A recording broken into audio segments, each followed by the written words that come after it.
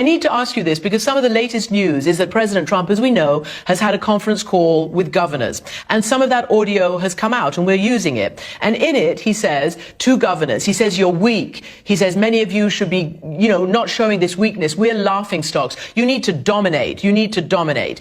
I want to ask you not to, if you don't want to, comment on the President of the United States. But is the right direction for police today in this environment to go out and dominate and to show that they're quote unquote not weak? What should the police be doing now to calm this terrible situation? Let me just say this to the President of the United States on behalf of the police chiefs in this country. Please, if you don't have something constructive to say, keep your mouth shut, because you're putting men and women in their early 20s at risk. It's not about dominating. It's about winning hearts and minds. And let's be clear.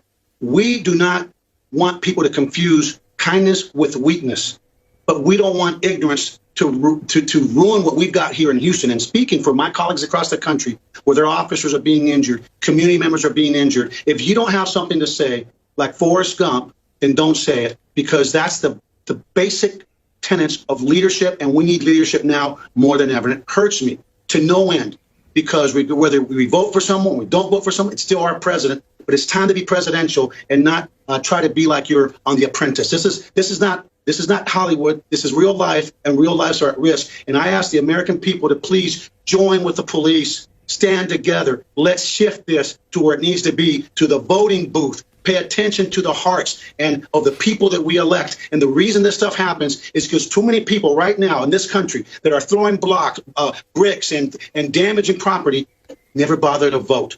So you have a choice. Lift up your voice, be heard in the voting booth, and continue to march peacefully.